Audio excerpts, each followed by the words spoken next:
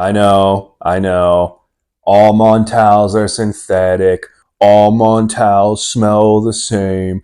Blah, blah, blah, blah, blah, blah. Low quality, too expensive. If this happens to be your opinion on the House of Montale, I have a feeling I have a fragrance that just might change your mind. Oud Edition. Stick around for this one.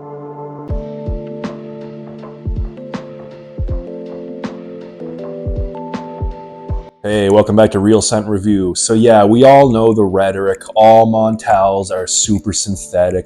All Montales are low quality. They all smell the same. A lot of people think that way, but I think I'm going to change some people's minds with this one here. Disclaimer, I am a fan of the House of Montale, and I do admit that there is a certain degree of repetition among some of their offerings. Some of these fragrances smell pretty similar. But man, I've spent many years sampling and otherwise researching Montale as a house, and I just gotta say, I feel like they have quite a few hidden gems out there. This is absolutely one of them, might even be close to the top of the list for me. So I don't really feel the need to go too in-depth about Montale presentations. We all know what they look like.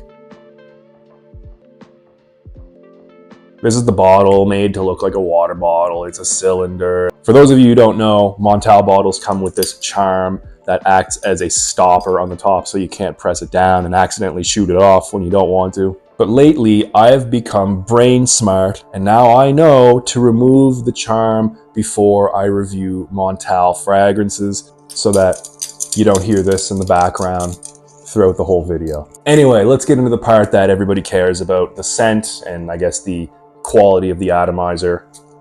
Actually pretty good for a Montale bottle. I'm not sure if like Montale has redesigned these bottles, but this one feels quite a bit heavier than I remember compared to a lot of like other brand new Montale bottles that I've purchased in the past. I don't know if it's just me, but yeah, this feels like there's a little bit more heft to it. Maybe they just added more aluminum to it or changed the, I don't know, the bottle provider. I'm not really sure. And also, it seems like the atomizer is slightly improved compared to past Montale bottles that I have used. Oh, the part that everybody cares about, the reason why you clicked on my very well-made thumbnail, the scent. What do I get in this? In the beginning, I get some rose and some saffron. In the mid, I get some leather and tobacco. And in the dry down, I get oud, incense, and musk. So we're gonna get blasted with rose in the opening. If you don't like rose, stay away from this fragrance. You're not going to enjoy it. So the rose starts out very tart, almost fruity, kind of like a raspberry, a little bit sour in a way, but then it gradually turns quite sweet and jammy. So that's the kind of development that we're gonna get out of the rose note in this fragrance. In the beginning, it's paired with some saffron. So very spicy, warm, and earthy.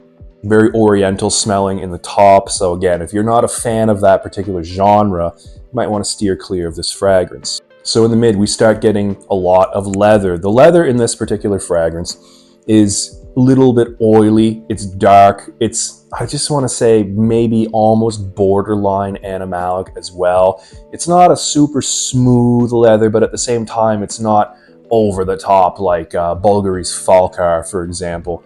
It's kind of a nice happy medium, just as an example, between, I don't know, Tom Ford's Ombre Leather and Falkar by Bulgari. So it's not a super smooth leather, but it's also not a super dirty leather. Somewhere in between, just enough to make it interesting. And that leather is going to be paired with a very nice tobacco note. And the type of tobacco used in this is definitely reminiscent to me of the same type of tobacco used in Tobacco Leather by Tony Cabal. I've just done a recent review on this fragrance as well, and kind of has similar vibes to like Mancera Red Tobacco, but without the overt fruitiness. So the tobacco is going to sweeten up this fragrance a great deal. In the dry down, we get a little bit of oud. The oud is not animalic. If I do get any animalic characteristics from this fragrance, I think it's coming from the leather. But the oud in this is kind of, you know, the westernized, a little bit synthetic pencil shaving style, which to me is not a bad thing. I think it's a really nice complement to the other notes in fragrances like this. We're going to get some incense. So the incense is a little bit resinous at first, but then it does get decently smoky the farther this fragrance dries down. And to top it all up, some nice smooth musk. It's a little bit creamy, very smooth, kind of fluffy in a way. Nothing animalic about this musk. Again, if I'm getting anything animalic in this fragrance, it's going to be from the leather. So if I just had to put this very simply, like, what are the overarching notes? What does this really, really smell like?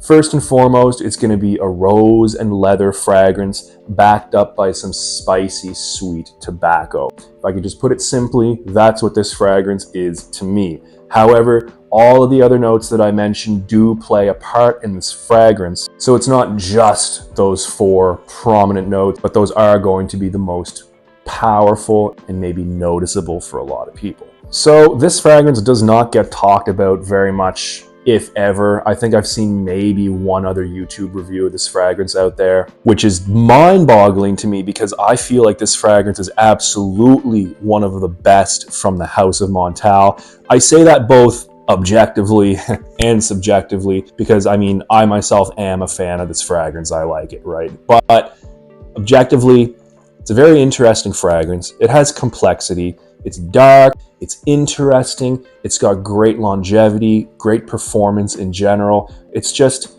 really good. And I know I mentioned that the oud in this might be that synthetic kind of westernized designer type, but I do not mean to imply that the fragrance itself smells synthetic because I don't think it does. This is a very good quality fragrance from the House of Montale here.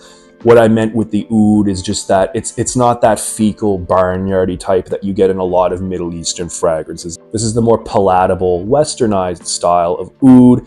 And like I said before, I think it's a perfect complement to this fragrance. So yeah, objectively, it's a phenomenal fragrance. If you're fans of dark fragrances, if you're fans of leather and tobacco and florals, you're not going to want to pass this one up. Now, because there's not a lot of hype or awareness in general, I'm going to make a couple of comparisons to some more popular fragrances that you might be more familiar with. This to me, for example, to put it very simply, smells a lot like Black Incense Malaki by Chopard. So that fragrance has kind of, I don't know, an industrial vibe going on because of the really spicy leather and a little bit of oud also that's in that fragrance. Combines to give it a kind of like rubbery, tarry, industrialized vibe. I'll say that. I definitely get a similar vibe in this oud edition, but there are some key differences. Oud edition has the tobacco, which sweetens up the composition a great deal. Also adds a nice layer of smoothness, which I find Black Incense Malaki lacks. Also, the very notable rosy floral characteristic of this. You know, if you're not a fan of roses, you're not going to like this fragrance.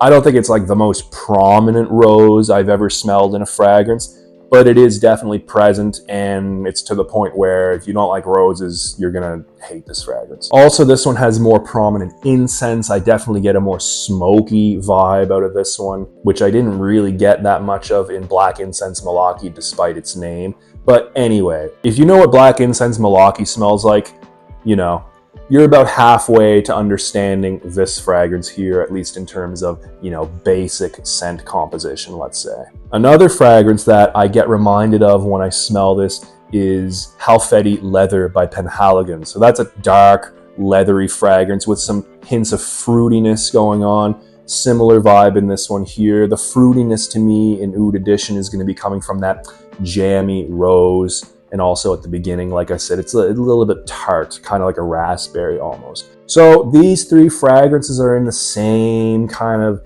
vein. They're in the same family, Oriental, leathery. But in my opinion, this is the best of the 3. This one here has the performance, it has the quality, has the complexity, and it also is unique enough to separate itself from those other fragrances that I've mentioned.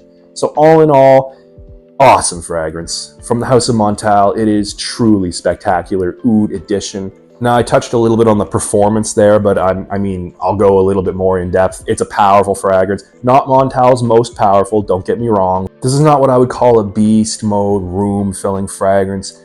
I guess it depends on the amount of sprays that you use. But then again, does it always depend on the amount of sprays, regardless of the fragrance?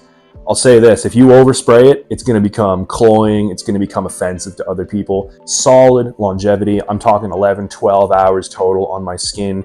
Projection, while not beast mode. It doesn't go beyond an arm's length, really. I'll say it's from moderate to heavy projection, definitely for the first 2 hours, maybe even pushing into 2.5 hours, closer to the elbow. So roughly that's the kind of performance we're talking about. So like very, very good performance, don't get me wrong. But from Montale, I don't think it's the strongest. But you will get noticed when you're wearing this. Now, in regards to versatility, I don't think it's the most versatile fragrance, but at the same time, it's definitely not the most challenging by any means.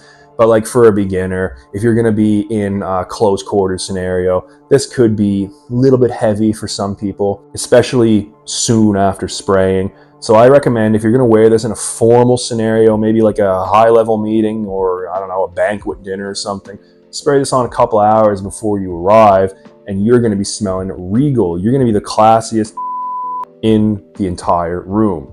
If it's not already obvious, I don't think this is a beginner fragrance, but like for even, I don't know, average level fragrance collectors, you're probably gonna at least appreciate this one. But yeah, in general, I'm gonna say mature, formal, cooler weather, just to keep it nice and simple. So regarding price now, actually, I forgot to do my research regarding price before I recorded this video. So what I'm gonna do is, as I'm editing this post-recording, I'm just gonna stick a couple of screenshots on the screen right about now to show you guys the prices of this, both in the European Union and in North America. So, as always, do your research regarding price. You can usually find this for a pretty decent price considering the quality and the performance that we're getting here. So yeah, if you're looking for a really complex, beautiful, dark, Oriental style, floral, leather, tobacco fragrance, and you have, I don't know, a negative image in your head of the House of Montale, I urge you to get your nose on a sample of this because I think you might just change your mind for the better. Awesome fragrance from the House of Montale. Definitely one of my favorites. So guys, Oud Edition from Montale. Have you tried this? What are your thoughts? What do you think of my comparisons to the other two fragrances that I made in this video? Do you agree? Do you disagree? Send me your opinions. And until next time, keep it real.